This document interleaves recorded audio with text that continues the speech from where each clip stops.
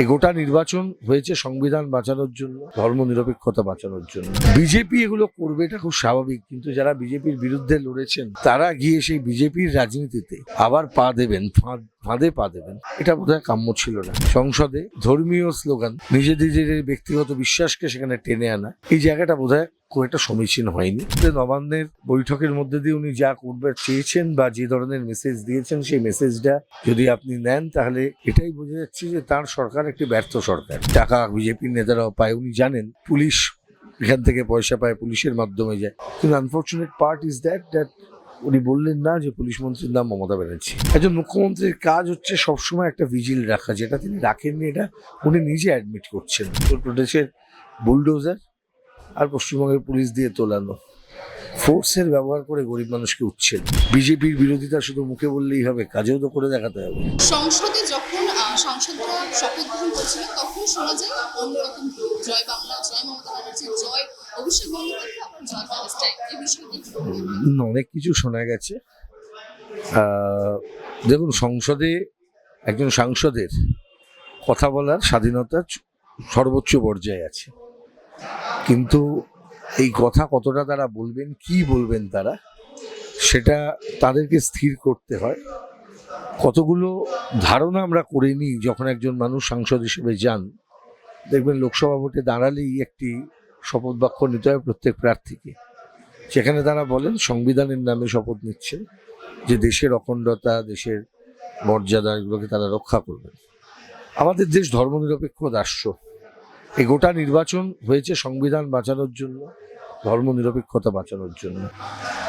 BJP এগুলো করবে, এটা খুব স্বাভাবিক, কিন্তু যারা বিজেপির বিরুদ্ধে লড়েছেন তারা গিয়ে সেই বিজেপির রাজনীতিতে আবার পা দেবেন, ফাঁদে পা দেবেন, এটা বোধহয় কাম্য ছিল না।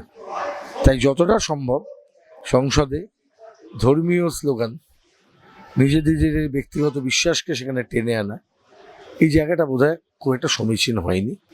সংসদীয় রীতিনীতি বলে যে বস্তু আছে, কনভেনশন যা আছে, এবং আমাদের সাংবিধানিক যে নৈতিকতা আছে, তার পক্ষে এটা ক্ষতিকারক, ভালো নয়। তিনি যখন সংসদে তিনি শপথ গ্রহণ করছিলেন তখন তিনি বলেছেন যে আমাকে দিন সইটা করে দিয়ে আমি মন্ত্রী হয়ে গেছি। সংসদের শপথ নেওয়ার সময় তিনি আসলে দেখুন, আমি তো বলবো না একজন সাংসদ তিনি নির্বাচিত হয়েছেন মানুষের ভোটে, তার নিজের একটি দায়িত্বের মধ্যে নিজেকে উন্নীত করা, নিজের জায়গাটাকে, নিজের বোধটাকে, নিজের সচেতনতাকে উন্নতি করার দায়িত্ব তার থাকা উচিত।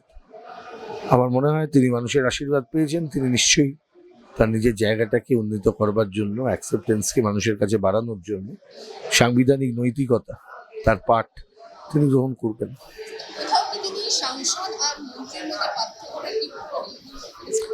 নিশ্চয়ই করেছেন, হয়তো আমি ধরে নিতে চাইবো তিনি ভুলই করেছেন। সচেতনভাবে মানুষ সাধারণত এগুলো করবেন, কিন্তু যদি সচেতনভাবেও করে থাকেন তাহলে তারও উচিত যে এটার থেকে বেরিয়ে এসে নিজেকে একটু ইমপ্রুভ করা।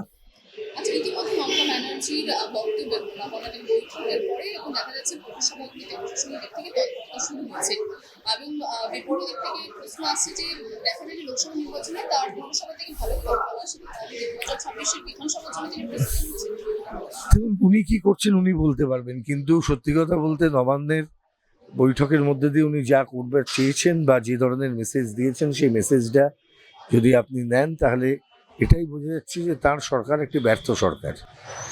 এত বছর লেগে গেল তার এটা বুঝতে যে পৌরসভাগুলিতে তোলাবাজি চলছে, প্রশাসকরা ইচ্ছে মতন কাজ করছেন, যে যার মতন লোক ঢোকাচ্ছেন, সব কিছু ক্ষতি করে দিচ্ছেন।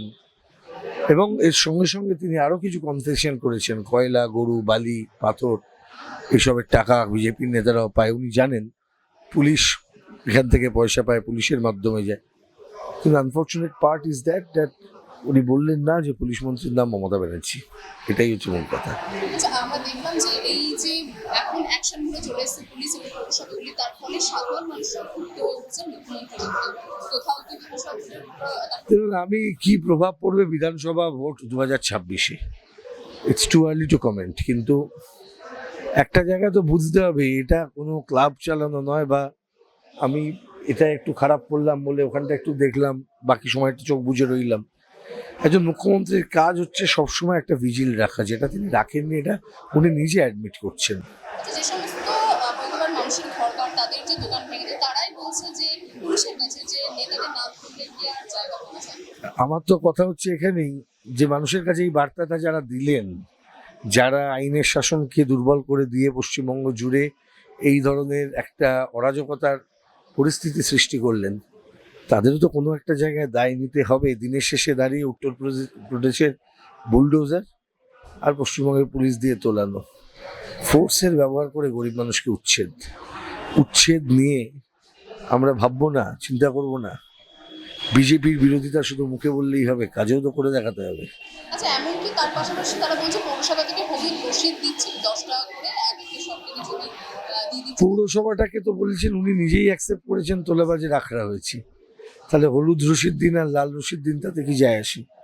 হয়তো প্যাসেজ মানি দেওয়ার জন্য ছোট ছোট পর্চাও যায় বিভিন্ন জায়গায়, গাড়ি থেকে পুলিশকে কাগজ দিলে গাড়ি ছেড়ে দেওয়া হয়, তাহলে টাকা পৌঁছে গেছে, সেগুলো তো শোনা যায়।